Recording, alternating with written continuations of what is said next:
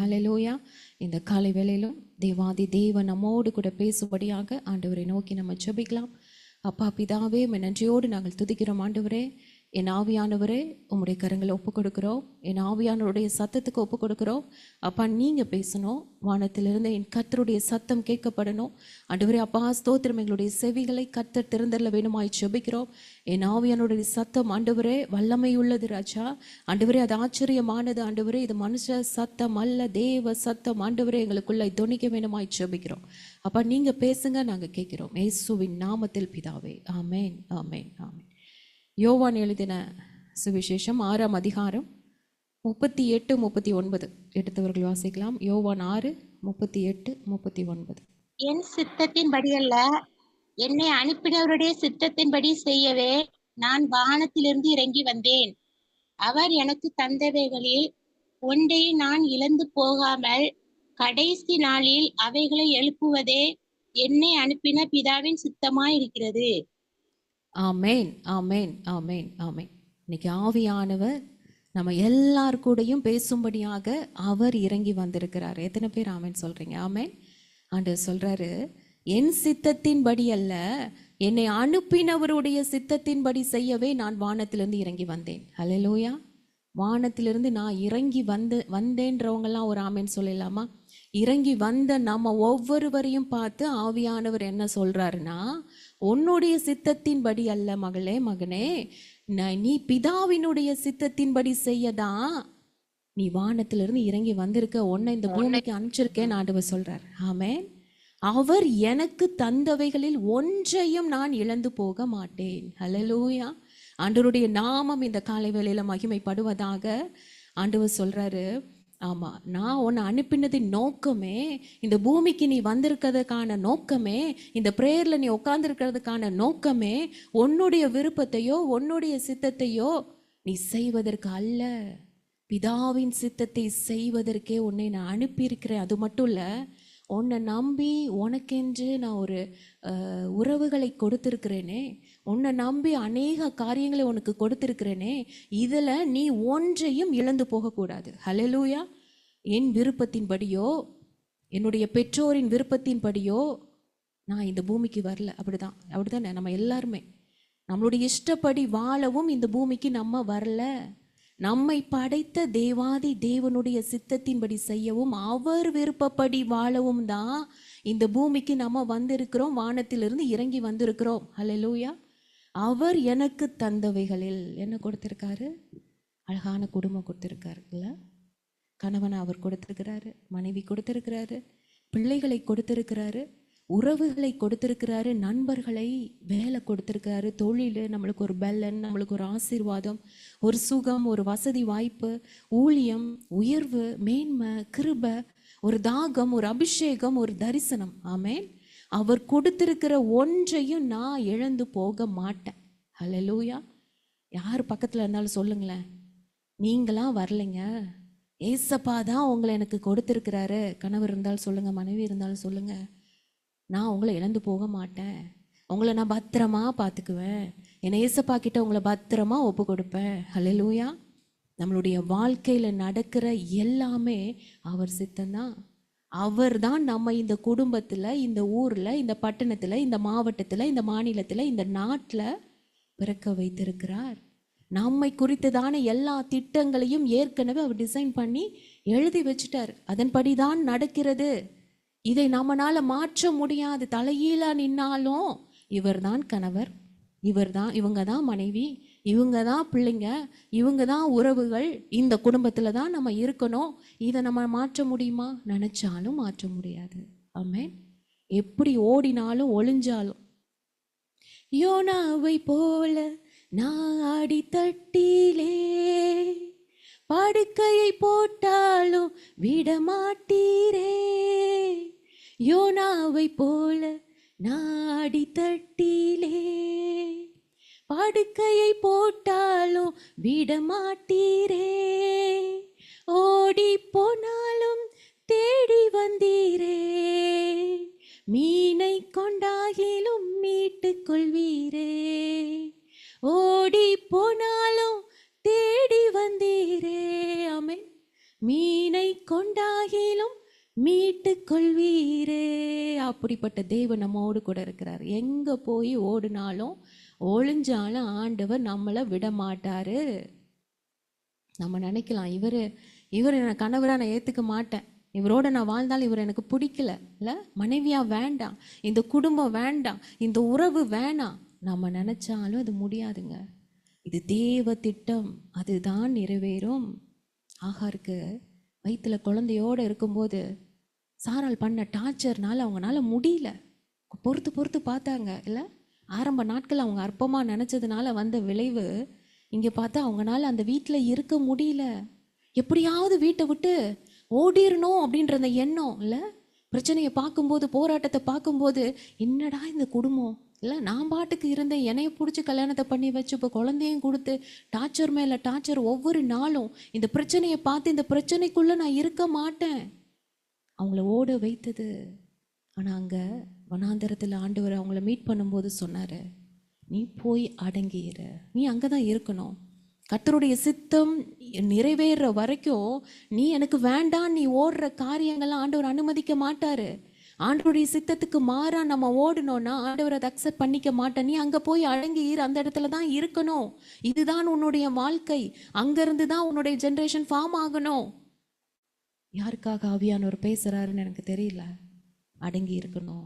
தேவ திட்டம் சித்தம் இதுதான் என்றால் அதற்கு மாறாக நாம் ஒன்றும் செய்ய முடியாது, செய்யவும் கூடாது. அவர் அற்புதர், அவர் நம்மளுடைய தகப்பன். இப்போ தெரியாதுங்க நம்ம ஆண்டவர் ஏன் நம்மளை இவ்வளோ கஷ்டப்படுத்துகிறார், ஏன் இவ்வளோ வேதனைப்படுத்துகிறாரு, ஏன் இந்த குடும்பத்தில் இவ்வளோ நான் பாடுகளை நான் ஏற்றுக்கணும், இப்போ தெரியாது. பின்பு தான் நம்மளுக்கு அநேக நாட்களுக்கு அப்புறம் தான் ஆண்டவர் நம்ம செய்கிற நன்மைகள் எல்லாமே நம்மளுக்கு புரியும். ஓ, ஆண்டவர் இதற்காக தான் என் வாழ்க்கையில் இந்த இழப்பு அனுமதிச்சாரா, இதற்காக தான் என்னுடைய வாழ்க்கையில் இந்த கஷ்டத்தை அனுமதிச்சாரா, இதற்காக தான் வாழ்க்கையில் ஆண்டவர் இந்த காரியங்களை எனக்கு கொடுத்தாரா. இப்போ அப்பாவுடைய பிளான் நம்மளுக்கு தெரியாது. அற்புதமான தேவன் ஒவ்வொன்றையும் அதிசயமாய் ஆச்சரியமாய் நம்மை நடத்துவார். சிரமமாக இருந்தாலும் சிறப்பாக மாற்றப் போகிறார். ஹல்லேலூயா. அவர் கொடுத்திருக்கிறார். அவர் கொடுத்ததை நஷ்டப்படுத்தாத படிக்கு சிறப்பாக நம்ம நடத்த பழகணும். ஹல்லேலூயா. சில பேருக்கு கணவரை பார்த்தாலே பிடிக்காது, அவங்களோட வாழ பிடிக்காது, மனைவியை பார்த்தாலே பிடிக்காது, கோவமாக வரும். பிள்ளைகள் என்ன இப்படி கீழ்ப்படிதலே இல்லாமல் இருக்கிறாங்க, இந்த குடும்பத்தில் இருக்க எனக்கு பிடிக்கவே இல்லை, எப்போ பாரு பிரச்சனை, சண்டை, போராட்டம், நிம்மதி இல்லை என்றாலும் சொல்லுங்க, என் பிதா என் கையில் கொடுத்த, என்னை நம்பி கொடுத்த ஒன்றையும் நான் இழக்க போவதில்லை. ஹல்லேலூயா. அது நம்ம குடும்பமாக இருக்கலாம், அது நேரமாக இருக்கலாம், நம்மளுடைய பலனாக இருக்கலாம். இந்த நேரம் பலன் எல்லாமே எப்படி நம்ம இழந்துட்டுருக்கோன்னா பாவம் செய்கிறதுனால. அப்படி தானே? மொபைல் ஃபோனை எடுத்து உட்காந்தோன்னா 10 நிமிஷம் பார்க்கலான்னு எடுப்போம், 3 மணி நேரம் எப்படி போச்சுன்னே தெரியல. வெளியில் வரும்பொழுது நம்மளுடைய பலன், நம்ம கோவப்படும் போது, நம்ம முறுமுறுக்கும் போது, நம்ம அழுகும் பொழுது, இல்லை நம்ம புலம்பும் போது, அவிசுவாசமாக வார்த்தைகளை பேசும்போது, இன்னொருத்தவங்களை குறித்து நம்ம குறை சொல்லும்போது, குற்றம் சொல்லும்போது நம்ம புரிஞ்சுக்கணும், நம்ம பலனெல்லாம் போயிட்டுருக்கு, நம்ம பலனெல்லாம் எங்கேயோ போயிட்டுருக்கு. நம்மளை கஷ்டப்படுத்தி கொள்கிற காரியங்கள் தான் இதெல்லாம். இது எதுவுமே இல்லாதபடி, இழந்து போகாதபடி ரொம்ப ரொம்ப ரொம்ப ஜாக்கிரதை உள்ளவர்களாக இருக்கணும். ஆண்டவராகிய தேவன் இந்த பூமியில் வந்தபோது 12 சீஷர்களை ஆண்டவர் தெரிந்தெடுத்தார். இது பிதாவின் திட்டம் இல்லையா? அவர் பூமிக்கு போகணும், அவருக்கு ஒரு 12 சீஷர்களை கூட கொடுக்கணும். இது எல்லாமே பரலோக திட்டம். அந்த 12 பேரையும் பார்த்தீங்கன்னா ஒவ்வொருத்தரும் ஒவ்வொரு விதமான மனிதர்கள், இல்லை ஒவ்வொருவருக்கும் ஒவ்வொரு கேரக்டர். யாருமே ஒரு பாசிட்டிவ் மைண்டாக பேசுகிற மாதிரியே இருக்காது. ஃபஸ்ட்டு எடுத்தோடனே நம்மளுக்கு யார் ஞாபகம் வரும்? சீஷர்கள்னாவே பேதுரு தான் ஞாபகம் வரும்ல. அவனை என்ன சொல்லுவான்? அவர் ஐயோ முந்திரி கொட்டைங்க. ஆண்டவர் ஒன்று சொன்னால் இவர் ஒன்று சொல்லுவார். டக்குன்னு ஏதாவது ஒன்று பேசிட்டு அவசர புத்தி, இல்லை ஆண்டவரை தெரியாதுன்னு அடித்து சத்தியமே பண்ணிட்டாரு. அப்புறம் டக்குன்னு யோசிக்காமல் சொல்லிடுறாரு. இல்லை மல்குசுடைய கோவம், அப்படி ஒரு கோவம் ஒரே வெட்டிட்டார். ஆண்டவரே அமைதியாக நிற்கிறாரு. அப்படிப்பட்ட ஒருத்தரோட தான் ஆண்டவர் இருந்தார். இல்லை அதே மாதிரி யாக்கோபு, யோவான் பாருங்களேன், இடி முழக்க மக்கள் அவங்க பேர். அவங்க சொல்கிறாங்க லூக்கா 9:54, ஆண்டவரே இந்த ஜனங்கள்லாம் பாருங்கப்பா, யாருமே கீழ்ப்படிதல் இல்லை, மாய்மாலமாக வாழ்கிறாங்க. உங்கள்கிட்ட வந்தா ஏசப்பா ஏசப்பா என்னை நான் உங்களோட உங்கள் பிள்ளையா இருப்பேன் ஏசப்பா, நீங்கள் தான்ப்பா என்னை ஆசீர்வதிக்கணும், நீங்கள் இல்லாமல் என்னால் வாழ முடியாது இல்லை. உதட்டளவில் எல்லாரும் பாடுறாங்க ஆண்டவரே, ஆனால் உள்ளத்தில் தூரமாக இருக்குது. அங்கே பாருங்க, தூரமாக போன உடனே அத்தனை சேட்டை பண்ணுறாங்க, அத்தனை தப்பு பண்ணுறாங்க, தேவைக்கு ஓடி வர்றாங்க இல்லை. ஏதாவது காரியம் உலக ஆசீர்வாதம்னா உங்களை தேடி வர்றாங்க, இல்லைன்னா அவங்க திரும்பி பார்க்காம போயிடும். இவங்களெல்லாம் விட்டு வைக்கிறதுக்கு எலியா நாட்களில் செய்தது போல வானத்திலேருந்து அக்கினியை இறக்கி இவங்க அத்தனை பேரையும் அழிக்கும்படி நாங்கள் செய்யறதுக்கு உங்களுக்கு சித்தமான்னு கேட்குறாங்க. விட்டு எல்லாத்தையும் ஒரேடியா அழிச்சிட்டு போயிடலாம். எதுக்கு இந்த ஜனங்கள் மாய்மாலமான ஒரு வாழ்க்கை வாழ்ந்துட்டு இருக்காங்க? வேஸ்ட்டாக எதுக்கு ஆண்டவரே? இவங்க கெடுறது இல்லாமல் மற்றவங்களை கெடுத்து கொண்டு இருக்கிறாங்க. அப்படிப்பட்டவர்கள் அவர்கள். பிலிப்பு பார்த்தீங்கன்னா, ஆண்டவர் கூட இருந்தோம், ஆண்டவர் அவ்வளோ கற்றுக் கொடுத்தோம். அவர் சொல்லுவார் யோவான் 14:8, பிதாவை எங்களுக்கு காண்பீங்கப்பா, நீங்கள் பிதா பிதான்னு சொல்லிகிட்டே இருக்கீங்களே, உங்களை பார்த்துட்டோம், பிதாவைப்பா காட்டுங்க. என்னை பார்த்தா பிதாவை பார்த்த மாதிரி ஆண்டவர் பல தடவை சொல்லிட்டார். ஆனால் அவர் கேட்குறாரு. அடுத்து நம்மளுக்கு ரொம்ப தெரிஞ்ச ஒரு சந்தேக தோமா இல்லை, எப்போ பாரு ஒரு சந்தேகம், பார்த்தாதான் நம்புவேன், கேட்டாதான் நம்புவேன், தொட்டாதான் நம்புவேன் இல்லை. அப்படிப்பட்ட ஒரு நபர் யூதாஸ். உறவா பணமா அப்படின்னு கேட்டிங்கன்னா, பணம் பணம் பணம் பணம், அவன் நினைப்பெல்லாம் பணம் தான். வசனம் கேட்குறத விட, அதில் மேலே இருக்கிற தாகத்தை விட உலக ஆசீர்வாதத்தை எப்படி குறுக்கு வழியில் பெறலாம், எப்படி நம்ம அதிகமாக சம்பாதிக்கலாம், எப்படி நம்ம லக்ஸுரியஸாக வாழலாம், இந்த காரியம்தான் 30 வெள்ளிக்காசுக்கு ஆண்டவரை காட்டி கொடுக்க வைத்தது. எப்படி பாருங்க, இப்படிப்பட்ட ஒரு நபர்களோடு தான் ஆண்டவர் வாழ்ந்தார் 3.5 வருஷம் ஊழியத்தில் இல்லை. நம்ம நினைக்கிறோம் இவங்களை என்னால் சமாளிக்க முடியாது. நீங்கள் ஈஸியாக சொல்லிடுவீங்க சிஸ்டர், இவங்களோட இருந்து பாருங்க, 2 நாள் வாழ்ந்து பாருங்க, இவங்களோட நீங்கள் இருந்து போய் பயங்கரமான ஆட்கள், ஒவ்வொருத்தரும் ஒவ்வொரு மாதிரி. எங்கள் வீட்டில் எலியும் பூனையுமா இல்லை, சிங்கம் கரடிகளாக உட்காந்துருக்குறாங்க குடும்பத்தில். அப்படிப்பட்டவர்களை இவர்களோடு எப்படி? இது பரலோக திட்டம். நம்ம நினைக்கலையே, நம்ம இவங்க வேணும், நம்ம அழுது என்னைக்காவது ஜெபம் பண்ணியிருக்கோமா, இவங்க தான் எனக்கு கணவனாக வரணும், இவங்க தான் என் பிள்ளையாக வரணும் இல்லை. ஆண்டவர் கொடுத்துருக்கிறார். ஆண்டவர் கொடுத்தா அது பெஸ்ட்டாக தான் கொடுப்பார். அதை நம்ம தக்க வைத்து கொள்ளணும், பாதுகாப்பாய் வைத்து கொள்ளணும், அவர்களுக்காய் ஜெபம் பண்ணணும். அதற்காக தான் கொடுத்துருக்கிறார். அது மட்டும் இல்லை, இந்த சீஷர்கள் பார்த்தீங்கன்னா, அந்த ஜனங்கள் குழந்தைங்க எல்லாரும் ஆண்டவரை பார்க்க வர்றாங்க. அவ்வளோ ஆர்வமாக ஆண்டவரை நேசித்து, ஏசப்பாவை நாங்கள் பார்க்கணும், ஏசப்பாவை பார்க்கணும். எப்பவுமே இந்த ஊழியக்காரங்களை ஈஸியாக பார்த்துடலாம், பெரிய பெரிய ஃபேமஸான ஊழியக்கார அந்த கூட இருப்பாங்க பாருங்களேன், அவங்க தான் பயங்கரமான ஒரு கலாட்டா பண்ணுவாங்க. அவரெல்லாம் பார்க்க முடியாது. ஐயா இப்போ பயங்கர பிஸி, ஐயா இப்போ தூங்குற நேரம், ஐயா இப்போ ப்ரே பண்ணுற நேரம். இதெல்லாம் பார்த்தீங்கன்னா இந்த சீஷர்கள் தான் கூட நின்று அதட்டுறது. இப்பெல்லாம் பார்க்க முடியாது ஏசப்பாவை இல்லை. அவரை டிஸ்டர்ப் பண்ணாதீங்க, அவர் ரெஸ்ட் எடுத்துட்டு இருக்காரு அப்படின்னு சொல்லி குழந்தைங்களை கூட கிட்ட வர விடலை. ஆண்டவர் பார்த்துட்டு கூப்பிட்டார், சிறு குழந்தைகள் என்னிடத்தில் வருவதற்கு இடம் கொடுங்க, அவங்கள தடை பண்ணாதீங்கன்னு சொல்லி அப்பப்போக்கி இந்த சீஷர்களுக்கு டோஸ் கொடுத்துட்டே தான் இருந்தார். ஆண்டவர் நினச்சிருக்கலாம், பிதாவே இவர்களை நானா கேட்டேன், நீங்கள் தானே கொடுத்தீங்க, ஒவ்வொருத்தனும் தினசாக இருக்கான்ப்பா, எப்படி இவங்களோட காலம் தள்ள போகிறேனோ, 3.5 வருஷம் நான் என்ன செய்ய போகிறேன், என்ன இவங்க செய்வாங்களோ இல்லை. அங்கலாய்க்கலை. மோசேயும் அப்படி தானே போய் கேட்டார். இத்தனை இஸ்ரேல் ஜனங்கள், நம்ம வீட்டில் இருக்கிற 4 பேர் 2 பேரை சமாளிக்க முடியல. மோசே பார்த்தீங்கன்னா 24 லட்சம் ஜனங்கள், ஒவ்வொருத்தனும் ஒவ்வொன்று பேசுவான். யோசித்து பாருங்களேன், காய்ச்சி மூச்சுன்னு கத்துவாங்க, தண்ணி இல்லை, சாப்பாடு இல்லை, டெய்லி மண்ணாவா. நம்மளாம் நம்ம வீட்டில் காலையில் என்ன சிஸ்டர், இட்லி தோசை, மதியம் புளிக்குழம்பு, நைட்டு ஆமாம் சப்பாத்தி ஏதோ ஒன்று அப்படின்னு நம்ம வெரைட்டியாக சொல்லுவோம். இஸ்ரேல் ஜனங்கள்கிட்ட ஒவ்வொரு கூடாரமாக போய் கேட்டு பாருங்கள், காலையில் மண்ணா, மதியம் மண்ணா, நைட்டு உங்கள் வீட்டில் அட மண்ணாதாங்க, எல்லாமே மண்ணாதான் இல்லை. எல்லார் வீட்லேயும் ஒரே சாப்பாடு 3 நேரமும். அவங்களுக்கு சலிச்சு போச்சு, மண்ணா எனக்கு வேண்டாண்டவரே, எங்களுக்கு நான்வெஜ் வேணும் இல்லை, அதுவும் திருப்தி இல்லை. இப்படி மோசையை போட்டு டார்ச்சர் பண்ணும்போது அவர் ஆண்டவர்கிட்ட கேட்பாரு, ஆண்டவரே நானா இவங்களை பெத்தேன், என்னை ஏன் ஆண்டவரே இப்படி கஷ்டப்படுத்துறீங்க, எவ்வளோ வேதனையாக இருந்திருக்கும். ஆனால் ஆண்டவர் அவருக்கென்று ஸ்பெஷலாக கிருபையை கொடுத்து கொடுத்து கொடுத்து, அதுக்கெலாம் ஒரு தெய்வீக கிருபை வேணும் உண்மையாக. நம்ம வீட்டில் சில ஆட்கள் அப்படி இருக்கிறாங்கன்னா அவங்களெல்லாம் அவங்கள்ட்ட பேசுகிறதுக்கே ஒரு தெய்வீக கிருபை வேணும்.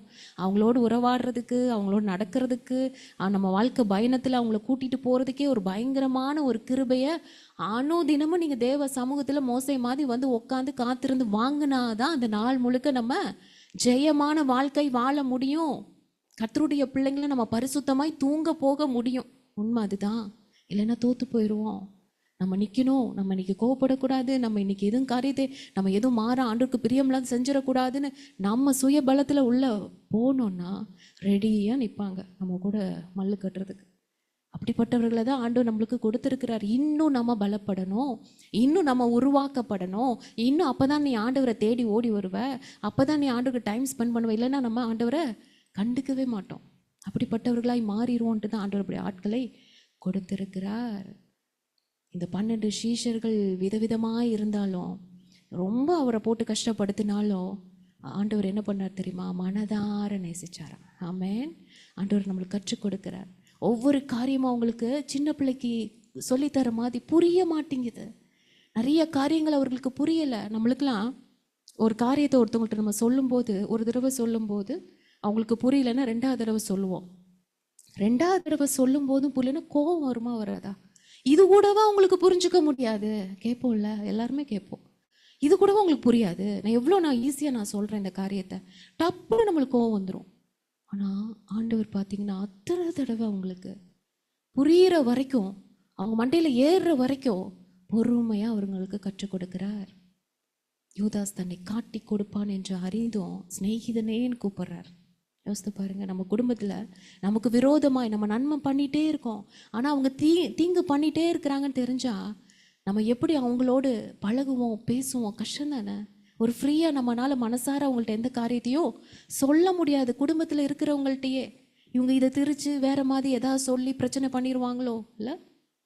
ஆனால் தேவனாகிய கர்த்தர் யாரையும் வெறுக்கலை, கசப்பை காட்டலை. ஹல்லேலூயா. பிதா தந்தவர்கள் இவர்களை இழக்க விரும்பல, அவர்களுக்காக நான் ஜெபிக்க மட்டும் செய்வேன்னு சொல்லிட்டு யோவான் 17ஆம் அதிகாரத்தில் உங்களுக்கு எல்லாருக்குமே தெரியும். ரொம்ப அற்புதமாய் அவர் அந்த இடத்துல ப்ரே பண்ணுவார். என்ன சொல்லி பண்ணுவார்? அவருக்கு தந்தவர்களுக்காக ஜெபிக்கிற ஒரு காரியம். யோவான் 17:7 வாசித்து பாருங்களேன். நீர் எனக்கு தந்தவைகள் எல்லாம் உம்மாலே உண்டாயினவென்று இப்பொழுது அறிந்திருக்கிறேன். எத்தனை பேர் சொல்ல முடியும்? எனக்கு தந்தவங்க, ஆண்டவர் எனக்கு தந்தவர்கள் இவர்கள், அவர்னாலே உண்டானவர்கள், இப்பொழுது அறிந்திருக்கிறேன். ஹல்லேலூயா. 9ஆம் வசனம். நான் அவர்களுக்காக வேண்டிக் கொள்கிறேன், உலகத்துக்காக வேண்டிக் கொள்ளாமல் நீர் எனக்கு தந்தவைகளுக்காக வேண்டிக் கொள்கிறேன். ஏன்னா அவங்க எல்லாரும் உம்முடையவர்களாய் இருக்கிறார்களே. பக்கத்தில் பார்த்து சொல்லாமா? நீங்களாம் தேவனுடையவர்கள், பரலோகத்துக்கு சொந்தமானவர்கள். சொல்லுங்க. அப்போதான் அவங்களுக்குள்ள ஆவியானவர் அவர்களுக்குள்ளேயும் கிரியை செய்வார். பிதாவின் சித்தம் அவர்களுக்குள்ளேயும் நடக்கும்.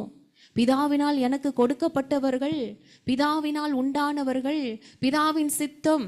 நீங்கள் எனக்கு கணவனா, மனைவியா, பிள்ளையா, சகோதரியா இருப்பது மனதார ஏற்றுக்கொள்கிறேன், நான் உங்களை ரொம்ப நேசிக்கிறேன்னு சொல்லணும். அல்லேலூயா. கணவன் மனைவியை பார்த்து மனதார ஏற்றுக்கொண்டு சொல்லணும். மனைவியின் கணவனை பார்த்து மனதார சொல்லணும். பிள்ளைங்கள் பெற்றோரை பார்த்து நேசப்பா எனக்கு கொடுத்த அருமையான பெற்றோர்கள் சொல்லணும். பெற்றோரும் பிள்ளைங்களை பார்த்து இவங்க கர்த்தரால் வந்த சுதந்திரம் என் பந்தியை சுற்றிலும் ஒலிவ மர கன்றுகளாய் இருப்பாங்கன்னு சொல்லணும். அப்போ அந்த குடும்பம் எப்படி இருக்கும் யோசித்து பாருங்க. இப்படி நம்ம பார்த்து நம்ம அன்பை பொழிந்து ஒரு குடும்பத்தில் இருக்கும்போது பிரச்சனை எங்கேருந்துங்க வரும்? நம்ம ஒவ்வொருத்தரையும் நம்ம பார்க்கும்போது, நண்பர்களையும் சரிங்க, இவங்க ஆண்டவர் எனக்கு கொடுத்தவங்க, அவங்கள பார்க்கும்போது அந்த தாட்டு வந்துச்சுன்னா நம்மளுக்கு கோவப்பட தோணுமா? ஒரு ஞானி இருந்தாராம்.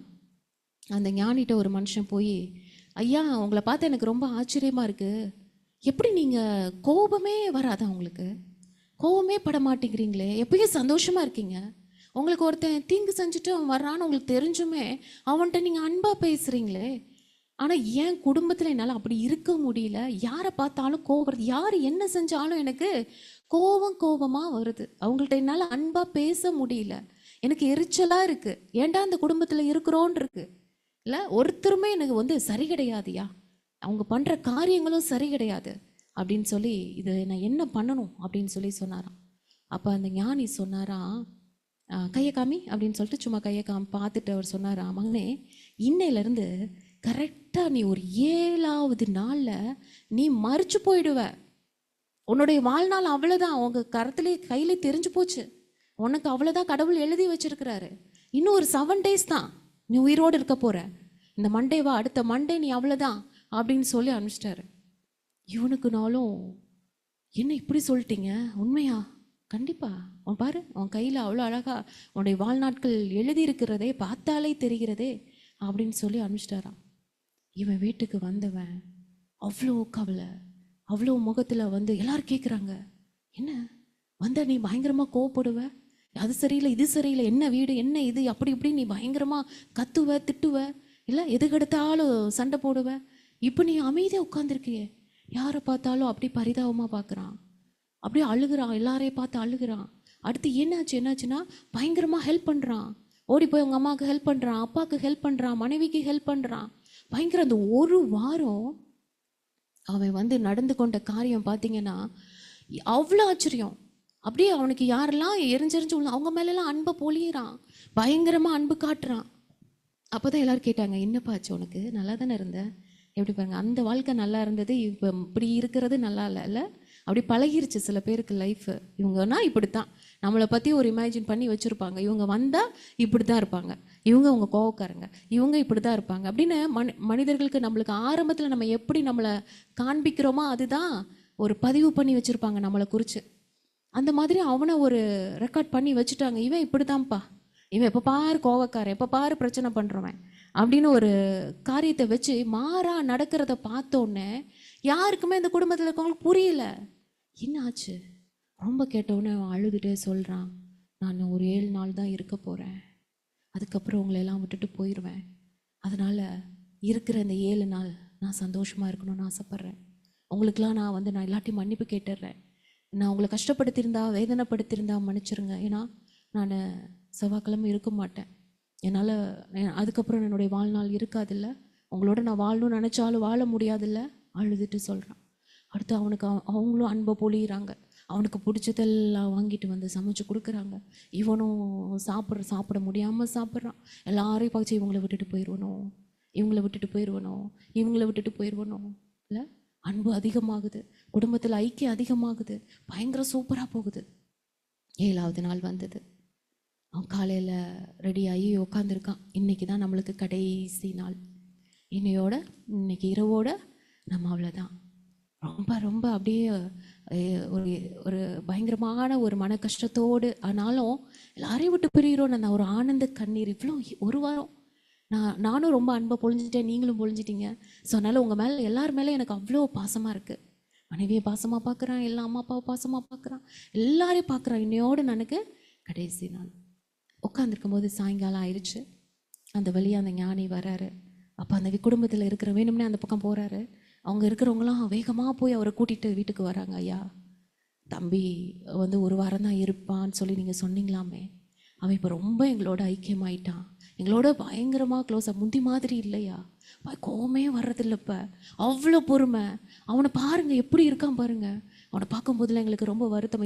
இது மாற்றமாக எதுவுமே பண்ண முடியாதா?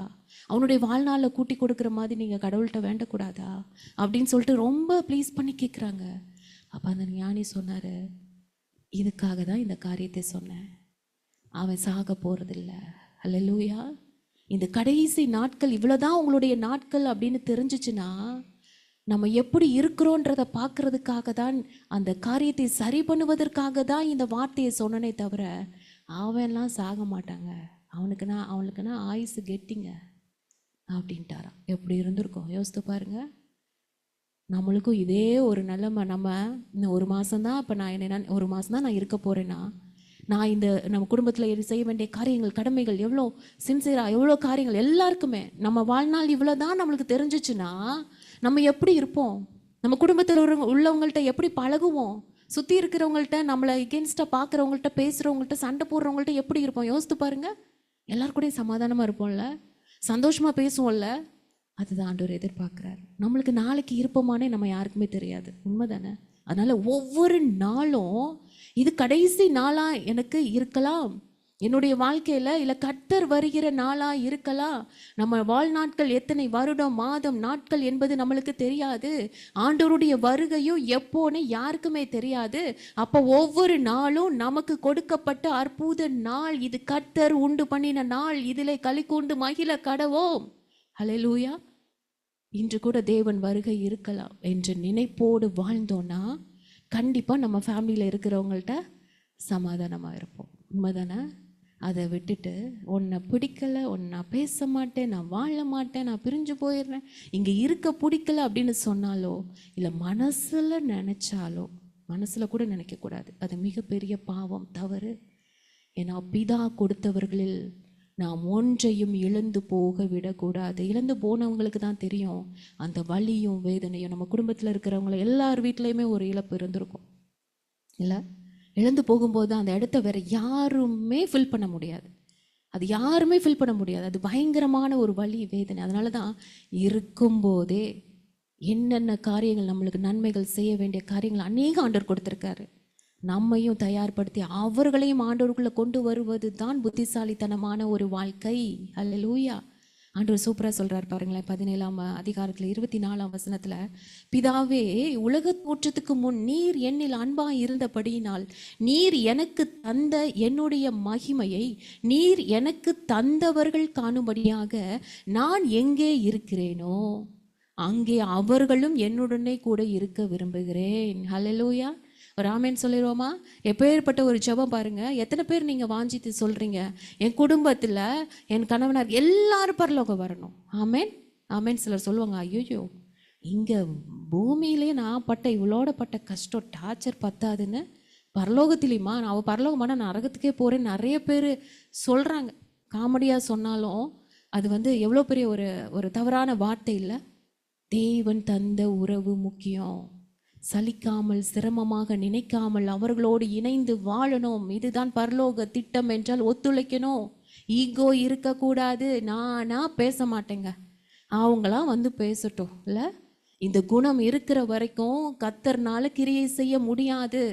தேவனுடைய பிள்ளைகள், இதுதான் கர்த்தர் சித்தம் என்றால் நம்மை தாழ்த்தணும். அந்த தாழ்மை வேணும்னு ஆண்டவர் விருப்பப்படுறாரு. நான் யாரு தெரியுமா, நான் எப்படி தெரியுமா, இல்லை நானா போய் நான் எந்த காரியத்தை இறங்கி போய் பண்ண மாட்டேன், நான் பேச மாட்டேன் இல்லை? அவர் சித்தத்துக்கு ஒப்பு கொடுக்கணும். இறங்கி போகிறதுனால, நம்மளே சில காரியங்களை செய்கிறதுனால தப்பு இல்லை. தேவன் அதை ஆசீர்வதிப்பார், அங்கீகரிப்பார். சிறப்பாக செய்வதற்கு கர்த்தர் நம்மை கொண்டுதான் சித்தம் வைத்திருக்கிறார். ஹல்லேலூயா ஹல்லேலூயா. நம்மளுக்கு தான் நிறைய கிருபை கொடுத்துருக்கிறார். நம்மளை தான் கேட்பாரு. குடும்பத்தில் இருக்கிறவங்கள்ட்ட நீங்கள் பிரச்சனை பண்ணிவிட்டு நீங்கள் ஆண்டவர்கிட்ட போய் உட்காந்து கேட்டிங்கன்னா, ஆண்டவரே பாருங்க, ஆண்டவர் எப்போ பாரு என் கூட சண்டை போடுறாரு, எப்போ பாரு என்னை திட்டுறாங்க, எப்போ பாரு என் கூட வம்பு பண்ணுறாங்க அப்படின்னு போய், நம்ம பக்கம் நியாயமே இருக்கட்டுமே, ஆண்டவர்கிட்ட போய் நீங்கள் உட்காந்து கேட்டிங்கன்னா ஆண்டவர் என்ன சொல்வார் தெரியுமா? அவருடைய கை நம்மளுக்கு நேராக தான் நீட்டப்படும். நீ அந்த இடத்துல நீ எப்படி ரியாக்ட் பண்ண, நீ எப்படி இருந்த? ஏன்னா நான் அவ்வளோ நேசிக்கிறேன்.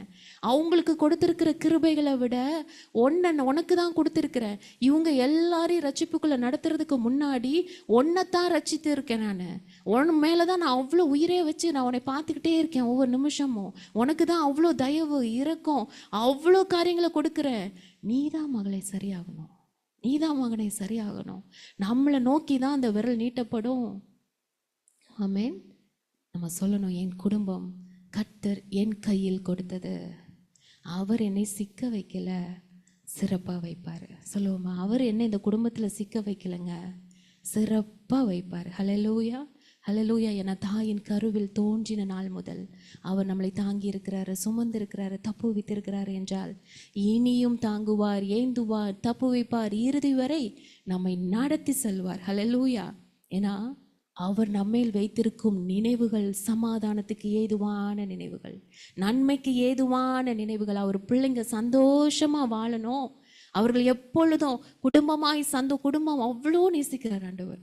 குடும்பமாய் வாழணும், பிரிவினை இல்லாமல், கசப்பு இல்லாமல், கோபம் இல்லாமல், வைராக்கியம் இல்லாமல், இல்லை நம்மளுக்கு அந்த காரியங்கள் எல்லாத்தையும் தூக்கி போற்று மகளேன்னு சொல்கிறாரு. இணைந்து வாழணும். அநேக பேர் திருமணமாயிட்டு பிரிந்து இருக்கிற காரியங்கள், ஆண்டவர் அனுமதிக்காத காரியம், வேதத்திற்கு முரணாய் இருக்கிற காரியம், இணைந்து வாழணும் என்பதுதான் தேவனுடைய சித்தமா இருக்கிறது. இது ஆவியானவருடைய சத்தம் என்பதை ஒவ்வொருத்தரும் புரிந்து கொள்ளணும்.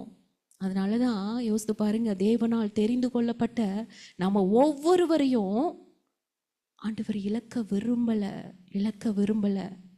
நீங்க வந்திருக்கிற யாரையுமே ஆண்டவர் இழக்க விரும்பாததுனால தான் இங்க கூட்டிட்டு வந்திருக்காரு. நம்ம தூரம் போயிருக்கிறோம்ல, ஆண்டவர் வேணான்ட்டு உதறிட்டு போயிருக்கோம்ல, எத்தனை நாள் அவரை தேடாம இருந்திருக்கிறோம்ல. ஆனா நம்மளை மறுபடியும் தேடி வந்து நம்மளை மீட்டு கிருபைகளை கொடுத்து நிழல் போல், அந்த வார்த்தை எனக்கு ரொம்ப பிடிக்கும். நம்மளே வேண்டாம்ப்பா, ஏன்ப்பா ஒருத்தவங்கள்ட்ட நம்ம சொல்றோம்னு வச்சுக்கோங்களேன், ஏன் என்னை எப்போ பார்த்தாலும் என் பின்னாடி வந்துக்கிட்டே இருக்கிறீங்க, யாராவது நம்மளை ஃபாலோ பண்ணிகிட்டே இருக்காங்க, நம்ம என்ன பண்ணுறோம் என்ன செய்கிறோம், இல்லை சாப்பிட்டியான்னு கேட்குறாங்க, தூங்குனியான்னு கேட்குறாங்க, எல்லாம் படிச்சியான்னு கேட்குறாங்க, உடம்பு நல்லா இருக்கான்னு தொடர்ந்து அவங்க கேட்டுகிட்டே இருக்கும்போது 2 நாள் நம்ம அமைதியாக இருப்போம். 3ஆவது நாள் என்ன சொல்லுவோம், நம்ம மூஞ்சி காமிப்போம்ல, கொஞ்ச நேரம் என்னை ஃப்ரீயாக விட மாட்டிங்களா, தயவு செஞ்சு இங்கேருந்து போங்க, கண்டிப்பாக சொல்லுவோம்ல. அதே தான் ஆண்டவர் நம்மளை தொடர்ந்து பின்னாடி வந்து விசாரிச்சுட்டே இருக்காரு. ஏன்பா என் பின்னாடியே வர்றீங்க, நான் தான் வேணான்னு விட்டுட்டேன்ல, உங்களை நம்பி வந்தேன், ஆனால் உங்களை நம்பி வந்து ஒரு நன்மையும் எனக்கு கிடைக்கல, நான் இந்த குடும்பத்துலேருந்து சிக்கி இவ்வளோ கஷ்டப்பட்டு நான் அழுதுட்டுருக்கிறேன், நீங்கள் பார்த்துட்டு தான் இருக்கிறீங்க, ஆனால் நீங்கள் பின்னாடியே வர்றீங்க, நான் தான் வேணான்ட்டு வந்துட்டேன்ல, திரும்ப ஏன் என்னை தொடர்ந்துட்டே வர்றீங்க கேட்டாலோ ஆண்டவர் சொல்லுவார், நீ என்னுடைய பிள்ளை மகளே, நீ என்னுடைய பிள்ளை, உன்னை விட்டுட்டு நான் என்ன பண்ணுவேன், நீ தான் எனக்கு வேணும், என்னுடைய சித்தம் செய்வதற்கு நீ தான் வேணும், அதனால தான் உன் பின்னாடியே வர. நீ என்னுடைய தரிசனத்தை மறந்து போய் நீ வாழலாம், என்னுடைய திட்டத்தை நீ மறந்து போய் வாழலாம், எனக்கு விரோதமாக நீ பாவம் செஞ்சுட்டு என்னை வேணான்னு போகலாம், உதறி தள்ளிட்டு போகலான்னா உன் பின்னாடி தான் வருவேன். ஆண்டவர் வந்து கொண்டு இருக்கிறதுனால தான் நம்ம எல்லாரும் காப்பாற்றப்பட்டு வாழ்ந்து கொண்டு இருக்கிறோம். ஹல்லேலூயா ஹல்லேலூயா. அப்பேற்பட்ட தேவன் நம்மோடு கூட இருக்கிறாரு. ஏன்னா யார் மனுஷங்களை பேசாமல் நம்ம இருந்துடலாம், மனிதர்கள் இல்லாமல் நம்ம கூட வாழ்ந்துடலாம், ஆனால் கர்த்தர் இல்லாமல் நம்மளால் வாழ முடியாதுங்க, ஒரு நொடி கூட நம்மளால் வாழ முடியாது. அதை தான் யோபு சொல்லுவார், ஆண்டவரே எனக்கு நான் நல்லா இருக்கும்போது என்னை சுற்றி எத்தனையோ பேர் வந்தாங்கப்பா, எனக்கு அத்தனை பேர் கும்பிடு போட்டாங்க, அத்தனை பேர் சூப்பர் சொன்னாங்க, என்னுடைய நிழலில் வாழ்ந்தாங்க, என்னுடைய பணத்தில் வாழ்ந்தாங்க, அவ்வளோ எனக்கு மரியாதை, நான் எங்கே போனாலும் எழுந்து நிற்பாங்க, எனக்கு வணக்கம் சொல்லுவாங்க. அப்படி இருந்த அந்த ஜனங்கள் கூட இப்போ நான் இவ்வளோ கஷ்டத்தில் இருக்கிறேன், எல்லாத்தையும் இழந்து போய் நிற்கிறேன், சரீரத்தில் அவ்வளோ வியாதியோடு நிற்கிறேன், என்னை பார்த்துட்டு தலையை துளுக்கிட்டு போகிறாங்க ஆண்டவரே, என்னை பார்த்துட்டு ஒன்றும் சொல்லாமல் அவ்வளோ என்னை கேவலமாக பேசுகிறாங்க பார்க்குறாங்க. ஆனால் இந்த காரியம் கூட எனக்கு வலியாக தெரியல, வேதனையாக தெரியல, நீங்கள் அமைதியாக இருக்கிறீங்க பார்த்தீங்களா என் கூட பேசாமல், அதுதான் எனக்கு வலிக்குது. நான் முன்னாடி பார்த்தாலும் நீங்கள் இல்லை, பின்னாடி பார்த்தாலும் நீங்கள் இல்லை, சுற்றிலும் நீ உங்களை தேடி பார்க்குற ஆண்டவரே நீங்கள் இல்லை, நீங்கள் எங்கே போனீங்க, நீங்கள் என் கூட இல்லைன்றது தான் எனக்கு வலி வேதனை, நீங்கள் என்கிட்ட பேசாமல் இருக்கிறது தான் எனக்கு வேதனை. அதை உணர்ந்து அவர் சொல்கிறாரு.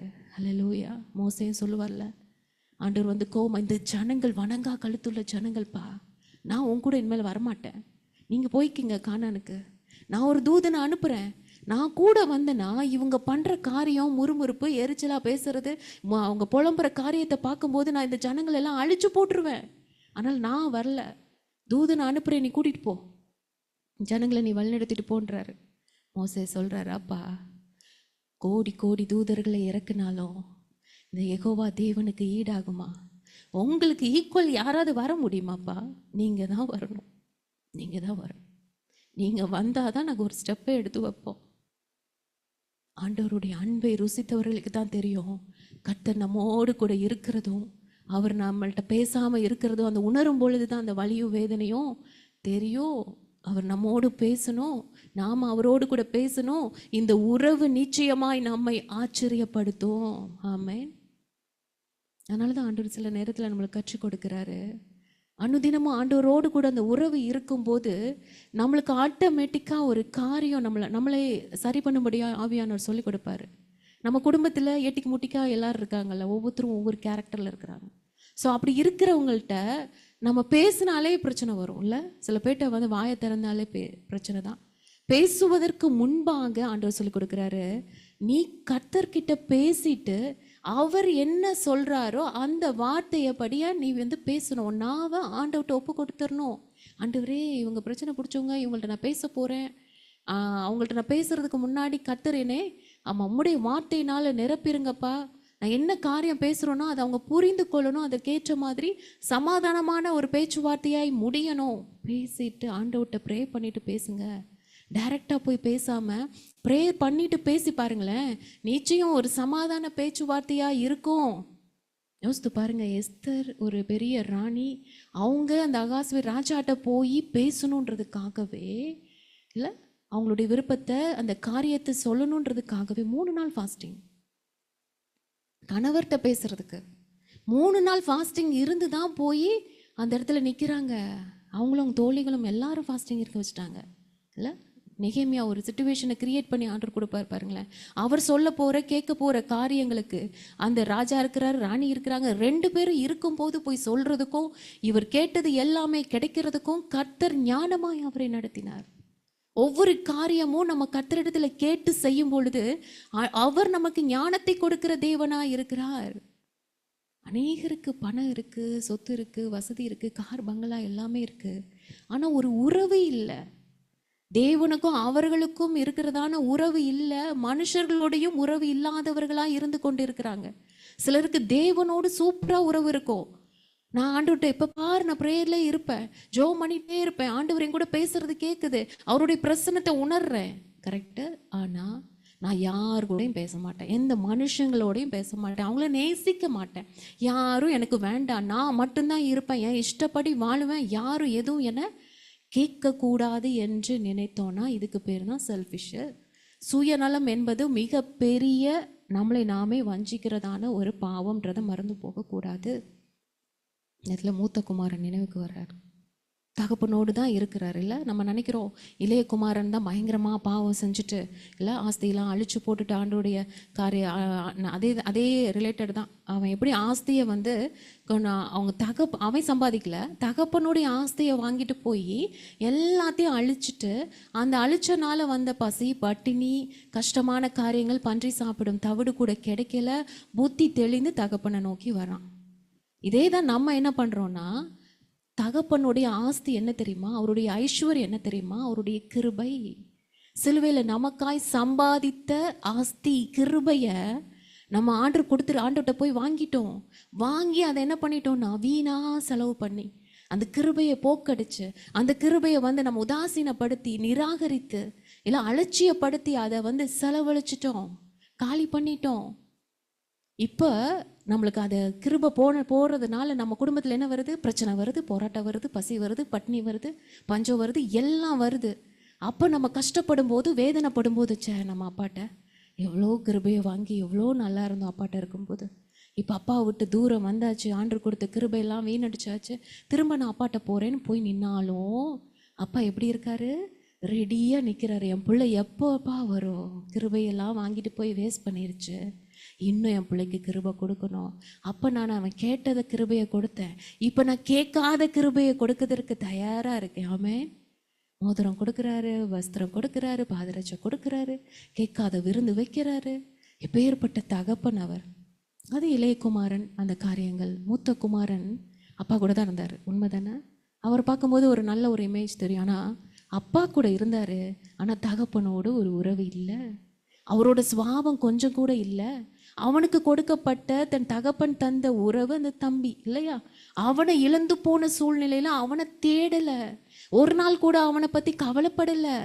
அப்பா தம்பி எங்கே இருப்பான்னு தெரியலையே, அவன் இப்படி தான்ப்பா சாப்பிடுவான், அப்படி தான்ப்பா இருப்பான், எனக்குன்னு ஒரே ஒரு தம்பி தான் இருந்தான் இல்லை, அவன் பாருங்கப்பா இப்படி பண்ணிட்டானே, அவன் இப்படி போய் எங்கே போய் கஷ்டப்படுறானோ, நான் வேணா போய் தேடி பார்த்துட்டு வரட்டுமாப்பா.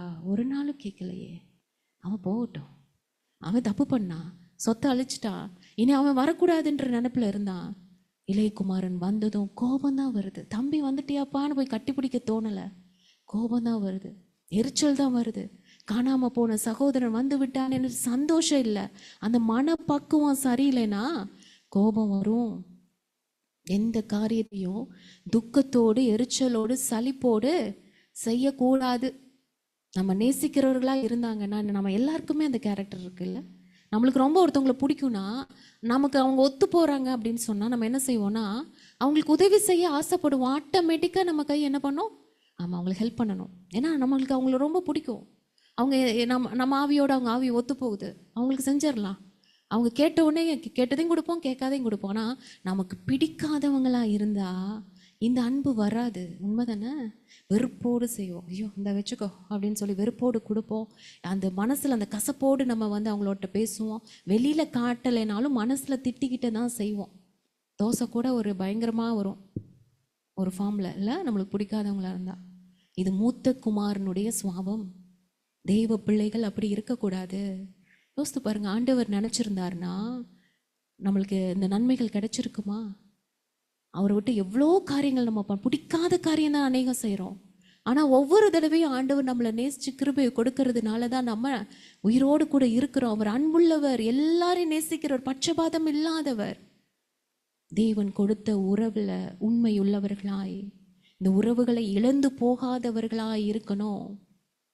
இந்த ஃபெல்லோஷிப்பு யார் கொடுத்தா? ஆண்டவர் தானே கொடுத்தாரு. தேவன் தந்த இந்த ஃபெல்லோஷிப், இதுக்கு அழகாக ஒரு வார்த்தை, சுவிசேஷத்தின் நிமித்தம் நாம் எல்லாரும் சகோதர சகோதரிகள். நம்ம பிளட் ரிலேஷன் இல்லை அப்படின்னாலும் கர்த்தர் கொடுத்த அற்புதமான ஒரு உறவு, சுவிசேஷத்தின் நிமித்தம் நம்மளுக்கு கிடைத்த உறவு. பவுல் சொல்லுவார், தீமோத்தேயுவை பார்த்து சொல்லுவார், தகப்பன் பிள்ளைக்கு ஊழியம் செய்வது போல அவன் எனக்கு மகனாய் அவன் இருந்து செய்கிறான்னு சொல்லுவார். தகப்பன் பிள்ளை உறவை அந்த இடத்துல பவுல் சொல்லி காமிப்பார். அதனால் நான் யாரையும் இழந்து போகக்கூடாது. ஏன்னா லூக்கா 15:28 என் பிதாவின் சித்தம் செய்கிற இவர்களே என் தாயும் சகோதரனும் சகோதரியுமாய் இருக்கிறார்கள். ஆண்டவரே சொல்றாரு. ஆண்டவருடைய சித்தத்தை நம்ம எல்லாரும் சேர்ந்து செய்கிறோம்ல. அவருடைய ராஜ்யத்தை இந்த பூமியில் நம்ம ஸ்தாபிக்கணும். நம்ம எல்லாரும் இணைந்து தானே, இணைந்த கைகளாய் செய்கிறோம். அதனால் நம்ம எல்லாருமே யாரா? சகோதர சகோதரிகள், தாய் தகப்பனாய் இருக்கிறோம். இந்த உறவும் தேவன் கொடுத்தது. எத்தனை பேர் ஆமென் சொல்றீங்க? ஆமென். இதில் ஒருவரையும் நம்ம இழந்து போகாதபடி அவர்களுக்காக தேவனிடத்தில் மன்றாடணும். ஒருவர் மற்றவருக்காக ஜெபிக்கணும். நம்மளுடைய எண்ணங்கள் சிந்தனைகள் ஆண்டவரை போல மாறணும். என் இயேசுவை போல நானும் சொல்லணும்ப்பா, பிதாவே நீர் தந்தவைகளில் ஒன்றையும் நான் இழந்து போவதில்லை. ஒரு தீர்மானத்தோடு இந்த இடத்துல இருந்து நம்ம கடந்து போக போகிறோம். தேவன் நம்மளுக்கு கொடுத்தவர்களில் ஒருவரையும் நான் இழந்து போக மாட்டேன். தேவன் எனக்கு கொடுத்த நேரத்தை நான் இழந்து போக மாட்டேன். தேவன் எனக்கு கொடுத்திருக்கிற பலனை நானே இழந்து போக பண்ண மாட்டேன். இயேசுவின் நாமத்தில் ஹல்லேலூயா. நீங்கள் கொடுத்ததை நான் பத்திரமா உங்கள்கிட்ட கொண்டு வந்து கொடுப்பேன்ப்பா.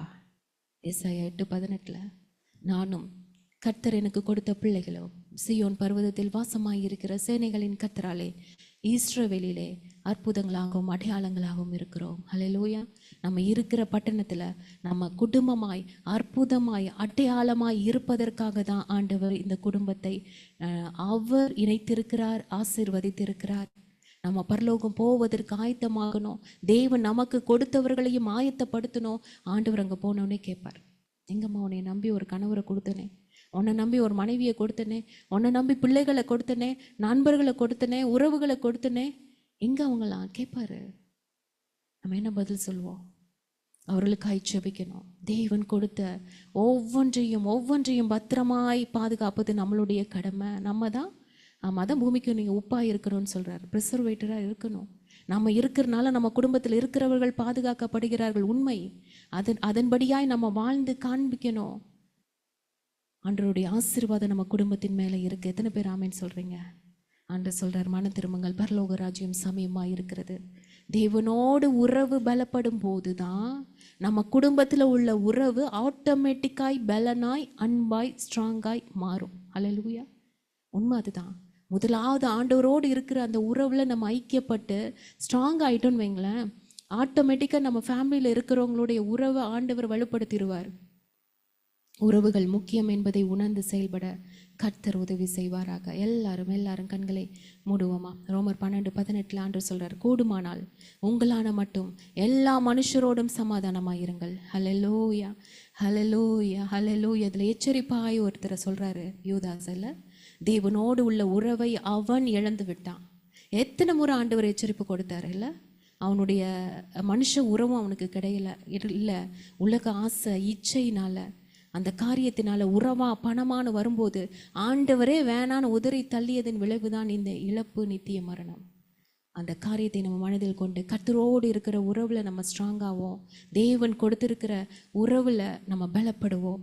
கர்த்தர் நம்மை ஆசீர்வதிப்பார். எல்லாரும் நம்ம கண்களை மூடி ஆண்டவரை நோக்கி, அப்பா ஸ்தோத்திரம், நீ தந்த உறவுக்காய் நன்றி, குடும்பத்திற்காய் நன்றி, நீ தந்த நண்பர்களுக்காய் நன்றி, நீர் தந்த ஊழியத்திற்காய் நன்றி, நீர் கொடுத்திருக்கிற பாக்கியத்திற்காய் நன்றி, நீர் கொடுத்த கணவருக்காய் நன்றி, நீர் கொடுத்த மனைவிக்காய் நன்றி, நீர் கொடுத்த ஈடில்லா அன்பிற்கு நன்றி, அப்பா சுகத்திற்கு நன்றி, ஜீவனுக்கு நன்றி, அப்பா ஸ்தோத்திரம், திறந்த வாசல்களுக்காய் நன்றி, மரங்களுக்காய் நன்றி, வாக்கியத்திற்காய் நன்றி. அப்பா நன்றியோடு நாங்கள் துதிக்கிறோம், ஸ்தோத்திரிக்கிறோம், ஸ்தோத்திரிக்கிறோம், ஸ்தோத்திரிக்கிறோம், ஸ்தோத்திரிக்கிறோம். உள்ளத்தின் ஆழத்திலிருந்து என் அப்பாவுக்கு நன்றி செலுத்துகிறோம் சுவாமி. அப்பா நீர் கொடுத்திருக்கிற ஒன்றிலும் ஆண்டவரே, அப்பா ஆண்டவரே, நாங்கள் இழந்து போகாதபடி கர்த்தர் எங்களோடு கூட இருக்க வேண்டுமாய் நாங்கள் ஜெபிக்கிறோம் சுவாமி. அப்பா எங்கள் சித்தத்தின்படி அல்ல, எங்களை அனுப்பினவருடைய சித்தத்தின்படி செய்யவே நாங்கள் வானத்திலிருந்து இறங்கி வந்திருக்கிறோம். அவர் எங்களுக்கு தந்தவைகளில் ஒன்றையும் நாங்கள் இழந்து போக மாட்டோம் இயேசுவின் நாமத்தினால. ஹல்லேலூயா. அப்பேற்பட்ட கிருபையை தேவன் எங்களுக்கு இந்த காலை வேளையில ஆவியானவர் எங்களோடு கூட பேசினதற்காய் நன்றி அப்பா. எங்களோடு கூட இடைப்பட்டதற்காய் நன்றி அப்பா.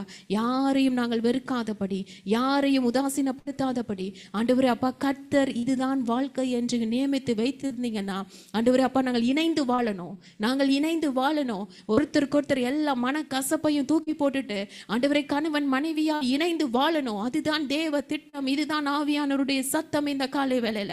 ஆண்டவரே எல்லா ஈகோவையும் தூக்கி போட்டுருணும்ப்பா, எல்லா விதமான போட்டி பொறாம வைராக்கியம் பிடிவாதத்தை தூக்கி போட்டுருணும் சுவாமி. இணைந்து வாழணும், கர்த்தர் கொடுத்தவர்களோடு இணைந்து வாழணும். ஹல்லேலூயா. அப்பேற்பட்ட கிருபையை, அப்பேற்பட்ட அன்பை எங்கள் ஒவ்வொருத்தருக்கும் ஊற்றுங்க, எங்களுடைய பிள்ளைகளுடைய இருதயத்துல ஊற்றுங்க. இணைந்து வாழ செய்யுங்க ஆண்டவரே அப்பா. குடும்பத்தை ஒன்றா இணைந்து வாழ செய்யுங்க. அவர்கள் சந்ததி செலுத்திருக்கணும், சந்தோஷமா இருக்கணும். அவர்கள் தேவனுடைய பிள்ளைகளாய் தலைமுறை தலைமுறையாய் அவர்கள் ஆசீர்வதிக்கப்படணும். அப்பேற்பட்ட கிருபையை தேவன் எங்களுக்கு கொடுத்து அப்பா ஸ்தோத்திர கர்த்தாவே அப்பா, குடும்பங்களை தேவன் நீர் ஆசீர்வதிங்க சுவாமி. நன்றி தகப்பனே. உள்ளத்தின் ஆழத்திலிருந்து என் அப்பாவுக்கு நன்றி செலுத்துகிறோம். நன்றி.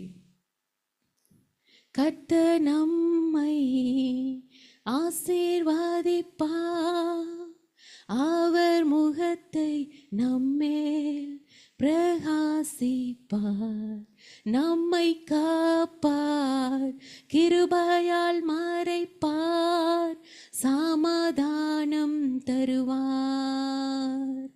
அவர் தயவு நம்மேலே, நம் குடும்பங்கள் மேலே, நம் பிள்ளைகள் மேலே, நம் சந்ததிகள் மேலே, அவர் சமூகம் நம் முன்னே, நம் அருகே, நம் பின்னே, அவர் பிரசனம் நம்மை மூடுதே, அவர் என்றும் நம்மோடே. சொல்லுங்க. அவர் தயவு நம் மேலே, நம் குடும்பங்கள் மேலே, நம் பிள்ளைகள் மேலே, நம் சந்ததிகள் மேலே, அவர் சமூகம் நம் முன்னே, நம் அருகே, நம் பின்னே, அவர் பிரசனம் நம்மை மூடுதே, அவர் என்றும் நம்மோடே. ஹல்லேலூயா. நன்றியோடு நாங்கள் துதிக்கிறோம் சுவாமி. அப்பா இது கர்த்தர் குடும்பம், கர்த்தர் உருவாக்கி கொடுத்திருக்கிற குடும்பம், நீர் தந்த குடும்பம். ஆண்டவரே உம்முடைய கரங்கள் ஒப்பு கொடுத்து ஜெபிக்கிறோம். ஒவ்வொரு குடும்பத்தையும் கர்த்தர் நீர் வேலி அடைத்து காத்துக்கொள்வீராக. அப்பா அவர்கள் வாழ்ந்து சுகித்திருக்க வேண்டுமாய் ஜெபிக்கிறோம். கர்த்தருடைய பிரசன்னம் ஒவ்வொரு இடத்திலும் ஒவ்வொரு குடும்பத்திலும் தங்கி இருக்க வேண்டுமாய் ஜெபிக்கிறோம். அப்பா நீர் ஒவ்வொருவரையும் பரலோகத்திற்கென்று ஆயத்தப்படுத்த வேண்டுமாய் நாங்கள் ஜெபிக்கிறோம். நாங்கள் யாரையும் இழந்து போகாதபடி கர்த்தருடைய கரம் எங்கள் மேல் நன்மையா இருக்கட்டும். ஞானமாய் நாங்கள் செயல்பட தெய்வீக கிருபையோடு அப்பா உம்மிடத்துல நாங்கள் பலனை பெற்றுக்கொண்டு வாழ கர்த்தர் உதவி செய்யுங்க. இந்த வாரம் முழுவதும் கர்த்தர் எங்களுடைய ஆசீர்வாதத்தினால நிரப்ப வேண்டுமாய் ஜெபிக்கிறோம். எல்லா துதியும் கனமும் மகிமையும் ஒருவருக்கு இயேசுவின் நாமத்தில் ஜெபிக்கிறோம் நல்ல பிதாவே. ஆமென், ஆமென், ஆமென். எல்லாரும் சேர்ந்து சொல்வோம். என் ஆத்துமாவே கர்த்தரை ஸ்தோத்திரி, என் முழு உள்ளமே பரிசுத்த நாமத்தை ஸ்தோத்திரி, என் ஆத்துமாவே கர்த்தரை ஸ்தோத்திரி, கர்த்தர் செய்த சகல உபகாரங்களையும் மறவாதே. ஆமென், ஆமென், ஆமென்.